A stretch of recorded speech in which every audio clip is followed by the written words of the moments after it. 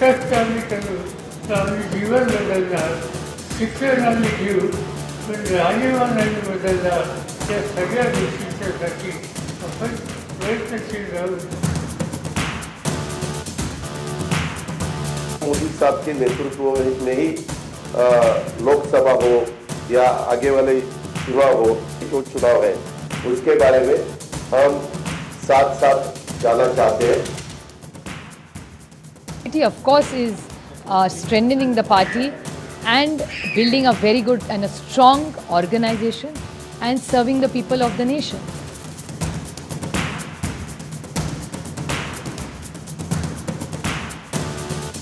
Backstabbing तो उद्धव ठाकरे ने किया है, लेकिन डबल प्ले का सवाल है तो वो पवार जी ने किया है.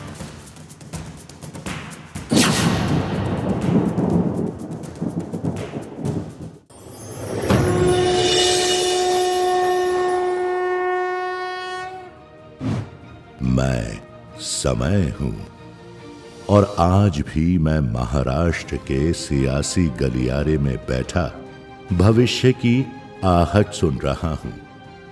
मैं जानता हूं कि कल क्या होगा, क्योंकि सिर्फ मैं ही तो कल हूं.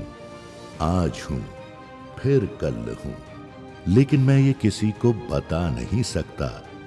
तो मैं वर्तमान के साथ ही महाराष्ट्र की गलियों में रुककर भविष्य की होनी और अनहोनी देख रहा हूं, समझ रहा हूं. आज का वर्तमान 2024 की ओर नजरें गड़ाए बैठा है. वर्तमान ये नहीं जानता कि कल क्या होगा, इसीलिए वो अतीत की बातों से भविष्य का रास्ता ढूंढ रहा है. तो मैं वर्तमान को आज वो कहानी सुनाऊंगा जिसमें महाराष्ट्र के महाभारत की अनसुनी दास्तान छिपी है, क्योंकि वर्तमान भी वो नहीं जानता जो मैं जानता हूं. तो हे आज तू परिवर्तन की ये कहानी मेरी सारथी अदिति से सुन और समझ कि कल क्या हुआ जो आज महाराष्ट्र में सब कुछ बदल गया, और आज जो बदला है उससे कल कितना बदल जाएगा. कहते हैं राजनीति में जो आज है जरूरी नहीं कि वो कल भी था और आने वाले कल में भी रहेगा. तो सिर्फ आज ही राजनीति का सच है, और बीजेपी इस आज को इतना मजबूत कर लेना चाहती है कि कल बदल ना पाए. 2024 की सियासत का वो सिंहासन जिस तक पहुंचने के लिए बीजेपी अलग अलग रास्ते अपना रही है, जिसमें सबसे महत्वपूर्ण और श्योर शॉट जीत का रास्ता महाराष्ट्र से होकर गुजरता है, क्योंकि महाराष्ट्र में लोकसभा की 48 सीटें हैं. ये कहानी तब तक अधूरी है जब तक कि महाराष्ट्र की सियासी महत्व को समझा ना जा सके, और उसको समझाने के लिए हाजिर हूं मैं. और इसे समझने के लिए आपको थोड़ा सा फ्लैशबैक में चलना होगा.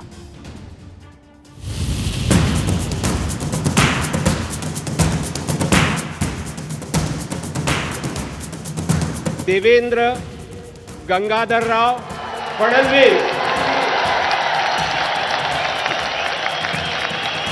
मी देवेंद्र गंगाधरराव फडणवीस ईश्वर साक्ष शपथ घेतो की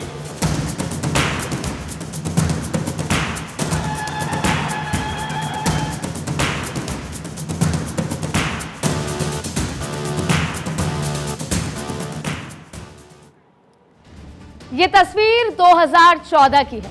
दरबार सजा है, देवेंद्र फडणवीस मुख्यमंत्री पद की शपथ ले रहे हैं. लेकिन इस शपथ ग्रहण समारोह तब तक पहुंचने का रास्ता इतना आसान नहीं था जब तक ये शपथ समारोह हुआ. 2014 में जब सरकार बननी थी तो बीजेपी को समर्थन की जरूरत थी, और उस समय एनसीपी यानी कि शरद पवार ने बीजेपी को बाहर से समर्थन देने का प्रस्ताव दिया. उसी समय शिवसेना को सत्ता से बाहर होने का डर लगा और शिवसेना ने बीजेपी को समर्थन देने का फैसला लिया. बीजेपी ने नेचुरल अलाई मानकर शिवसेना का समर्थन लिया, और फिर 2014 में भाजपा और शिवसेना की साझा सरकार चली. एक बार फिर 2017 में शरद पवार ने बीजेपी का साथ अलायंस करने की इच्छा जताई. लेकिन शर्त थी कि शिवसेना को बाहर करना होगा। लेकिन एक बार फिर बीजेपी ने विचारधारा एक जैसी होने के चलते शिवसेना को ही अपना पार्टनर चुना। तो यहां गौर फरमाने वाली बात क्या है, वो ये है कि 2014-2017 में शरद पवार बीजेपी के साथ सरकार में आना चाहते थे। देखिए, दरअसल कांग्रेस से टूट होकर एनसीपी बनी थी। एनसीपी का कुछ वोट बैंक कांग्रेस का था। मोटे तौर पर यह कहा जा सकता है कि पार्टी के पास वैसा कोई फिक्स सपोर्ट नहीं था। एनसीपी में ज्यादातर रसूखदार या कह सकते हैं कि अपनी अपनी कम्युनिटी के सरदार हुआ करते थे, जो अपने अपने दम पर अपने अपने वोट बैंक से चुनाव जीतकर चुनकर आया करते थे। लेकिन पार्टी हमेशा से सत्ता में रहना चाहती थी। एनसीपी का ये अतीत समझना बेहद जरूरी है, क्योंकि इसका साफ मतलब यह है कि पार्टी सत्ता से बहुत दिन तक दूर नहीं रह सकती और पार्टी नेताओं की ये चाहत आने वाले दिनों में बगावत की बड़ी वजह बनने वाली थी। और इसका असल खेल हुआ 2019 में, जहां कई समीकरण बिगड़े भी और बने भी। इसी साल यानी 2019 की मैं बात कर रही हूं। 2019 में महाविकास अघाड़ी यानी कि कांग्रेस, एनसीपी, शिवसेना की सरकार बनी। लेकिन सरकार बनने से पहले एनसीपी पिछले दरवाजे से बीजेपी से बातचीत शुरू कर चुकी थी। यहां एनसीपी का मतलब शरद पवार से। पहले की तरह ही शरद पवार ने 2019 में भी बीजेपी के साथ आना चाहते थे, लेकिन यहां भी पवार ने एक शर्त रख दी और वो थी कि इस बार देवेंद्र फडणवीस मुख्यमंत्री का चेहरा नहीं होंगे। और मेरे विश्वास सूत्र के मुताबिक शरद पवार ने यह भी कहा कि चाहे कोई भी मुख्यमंत्री हो बीजेपी से, कोई भी चेहरा ला दीजिए, लेकिन देवेंद्र फडणवीस मुख्यमंत्री नहीं बनेंगे। अब इसकी वजह भी समझ लेते हैं। देवेंद्र फडणवीस से शरद पवार नाराज थे। क्यों थे? पवार को लगता था कि देवेंद्र फडणवीस ने करप्शन के मुद्दे एनसीपी के खिलाफ खोले हैं और उनको टारगेट किया जा रहा है। यही वजह थी कि पवार और फडणवीस के बीच में दरार गहरी हो गई थी। उधर देवेंद्र फडणवीस शिवसेना यानी कि उद्धव ठाकरे से लगातार संपर्क में। ये समझना बहुत जरूरी है कि देवेंद्र फडणवीस चाहते थे कि शिवसेना का समर्थन मिले और बीजेपी और शिवसेना की सरकार बने, नेचुरल अलाय। लेकिन सूत्र बताते हैं कि उद्धव ठाकरे ने देवेंद्र फडणवीस को फोन किया और देवेंद्र फडणवीस ने उद्धव ठाकरे को फोन किया। उद्धव ठाकरे ने फोन नहीं उठाया। मुलाकात करनी चाहिए, मुलाकात भी नहीं हो पाई और जिससे फडणवीस का ईगो हर्ट हो गया और इसका नतीजा हम सबके सामने आ गया। फडणवीस के बदले की कहानी मैं आपको आगे सुनाऊंगी, लेकिन बड़ा सवाल यह है कि आखिर बीजेपी को अजीत पवार की जरूरत क्यों पड़ी, जबकि सरकार बन गई थी, 2 सरकारें चल रही थी, मराठा चेहरा भी साथ था। दरअसल अजीत पवार मेहनती हैं और कहते हैं कि उनके लिए कहा जाता है कि वो कमिटमेंट के पक्के हैं। उन्होंने नरेंद्र मोदी को कमिटमेंट दे दिया है और सुना तो ये भी है कि अजीत पवार ने 2024 के लिए कुछ खास कमिटमेंट लिया भी है। लेकिन आज तक महाराष्ट्र में ये बात जाननी जरूरी है इतिहास की, आज तक महाराष्ट्र में एनसीपी का नेता मुख्यमंत्री नहीं बना, कभी नहीं बना। हाँ, ये बात अलग है कि शरद पवार मुख्यमंत्री बने, कई बार बने, लेकिन तब वो कांग्रेस में हुआ करते थे। हर बार एनसीपी की सीटें कम आई और कांग्रेस का मुख्यमंत्री बना। कांग्रेस की ज्यादा आई थी, लिहाजा मुख्यमंत्री कांग्रेस का था। एक बार ऐसा हुआ कि एनसीपी की सीटें ज्यादा आई, लेकिन फिर एनसीपी ने गृह मंत्रालय चुना और मुख्यमंत्री कांग्रेस का ही बना। अब आपको आगे ये बता देते हैं कि क्या इसके मायने ये है कि 2024 में अजीत पवार ने मुख्यमंत्री पद का कमिटमेंट लिया है? ये बड़ा सवाल है महाराष्ट्र की राजनीति के लिए। अजीत पवार को अपने पाले में करने के लिए बीजेपी के पास एक और बड़ी वजह है और वो जरूरत बीजेपी की थी। दरअसल बीजेपी के पास महाराष्ट्र का कोई बड़ा मराठी चेहरा, एक्टिव चेहरा, मराठी चेहरा नहीं था जिसका रसूख हो। ये बात सही है कि अजीत पवार का भी एक लिमिटेड, पूरे महाराष्ट्र में नहीं, एक लिमिटेड इलाके में है। ठीक वैसे ही जैसे अभी के मुख्यमंत्री शिंदे का एक लिमिटेड इलाके में उनका वर्चस्व है, ठाणे हुआ, अलग हुआ, वैसे ही। लेकिन जहां पर अजीत पवार का वर्चस्व है उस पर बात कर लेते हैं। वो है वेस्टर्न महाराष्ट्र। वेस्टर्न महाराष्ट्र में जहां लगभग 7 जिले आते हैं और ये 7 जिले महाराष्ट्र को बिजनेस इंडस्ट्री देते हैं। ये इलाका, और आपको तो पता ही है कि महाराष्ट्र वैसे भी बिजनेस कैपिटल है देश का। यह इलाका शुगर बेल्ट का है, यहाँ गन्ने की खेती होती है और यहाँ के किसान भी लाखों कमाते हैं। यह आईटी हब है, यहाँ बड़ी इंडस्ट्रीज हैं और यहाँ पर केवल शरद पवार और अजीत पवार का रसूख चलता है। इस इलाके में आपको अगर बता दें कि सतारा, सांगली, कोल्हापुर, सोलापुर, अहमदनगर, ये तमाम वो इलाका है।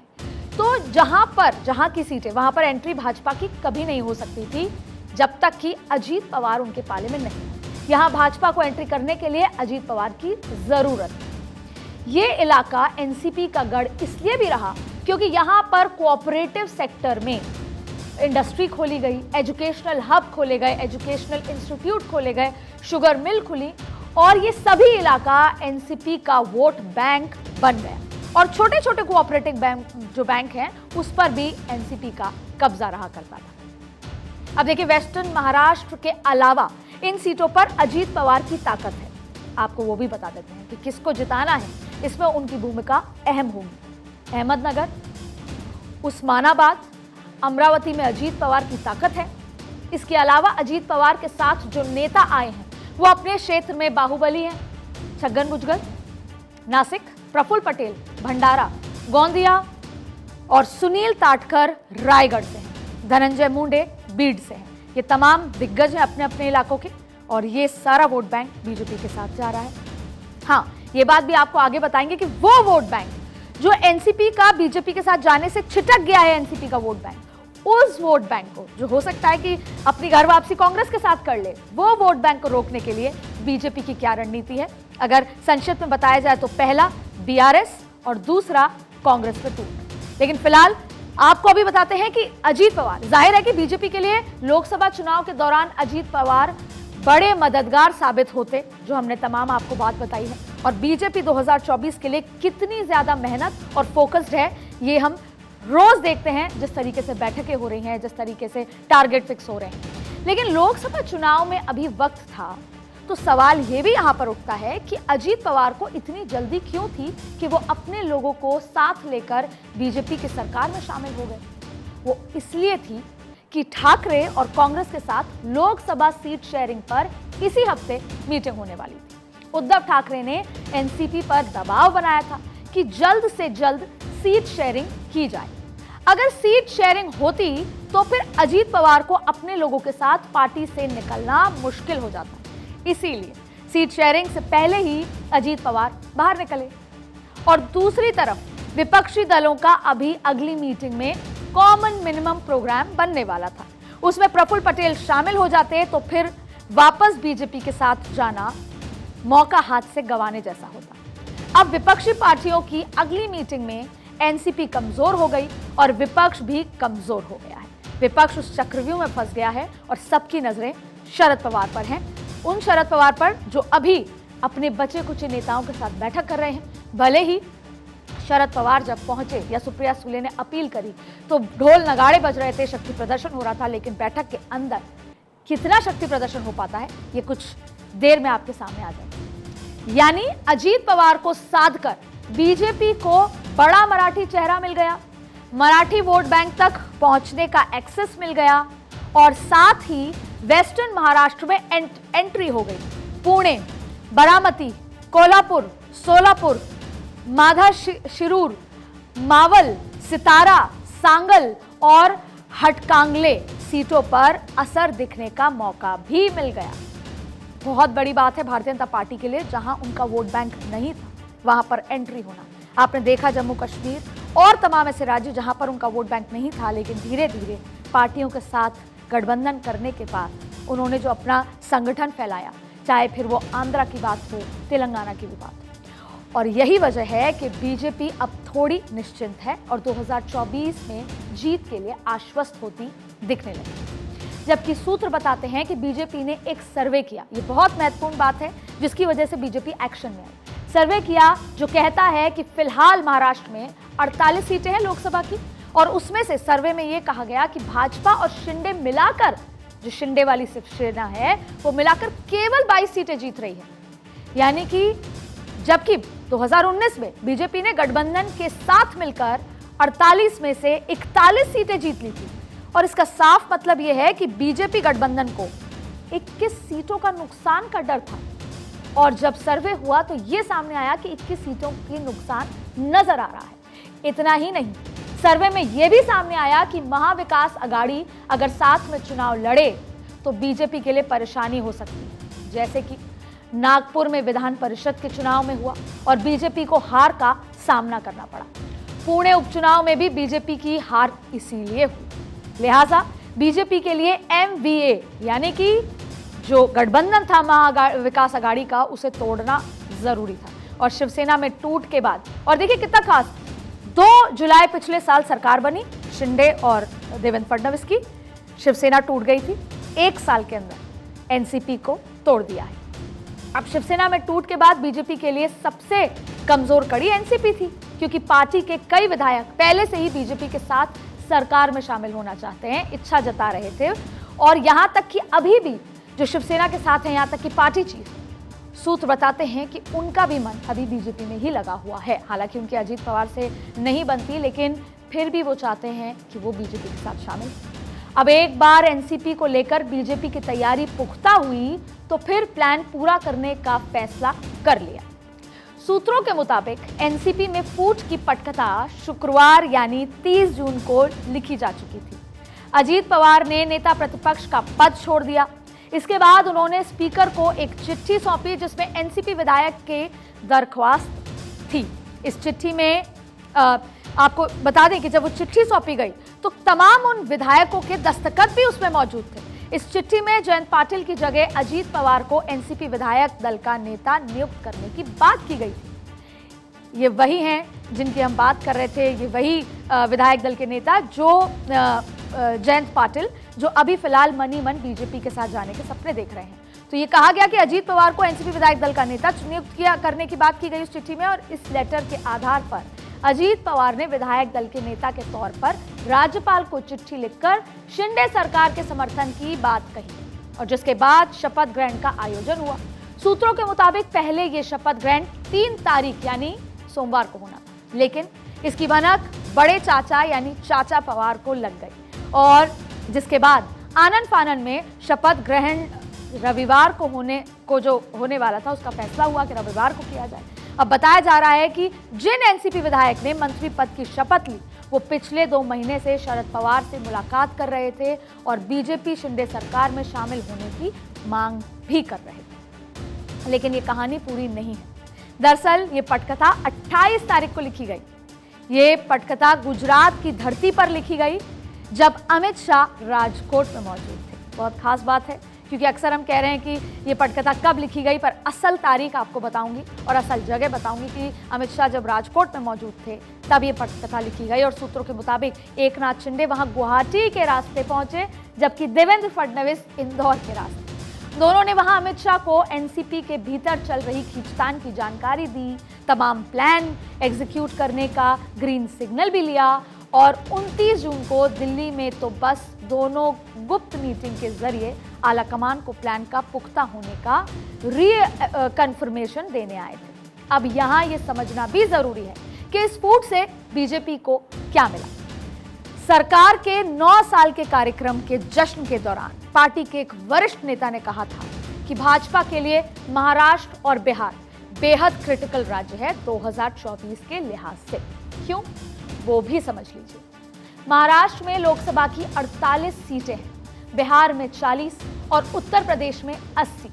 कुल मिलाकर 100, अगर बात करें इन तीनों की तो 168 सीटें, यानी मैजिक नंबर या कह सकते हैं कि वो जो फिगर होता है उसका मेजॉरिटी का आधे से ज्यादा और सिर्फ ये 3 राज्य मिलकर ला सकते हैं। जबकि गुजरात जैसे बात करें दूसरे राज्यों की तो गुजरात 26 है लोकसभा की, राजस्थान 25 सीटें हैं, मध्य प्रदेश में 29 सीटें हैं। और देखिए तब ये खुद समझ में आ सकता है कि इसीलिए क्यों बीजेपी टारगेट कर रही है महाराष्ट्र पर, बिहार पर और उत्तर प्रदेश। अगर ये 3 जगह फोकस अच्छा रहा तो आधे से ज्यादा टेंशन, क्योंकि मेजॉरिटी के आधे से ज्यादा तो हो ही जाता।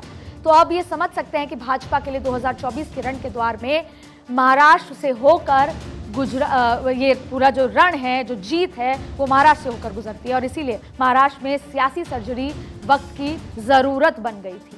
लेकिन एनसीपी में फूट तो इस सर्जरी का एक हिस्सा है। पूरी सर्जरी क्या है और कैसे है, जिसका जिक्र हमने आपको कहा था कि कांग्रेस की फूट और बीआरएस, वो आगे बताएंगे।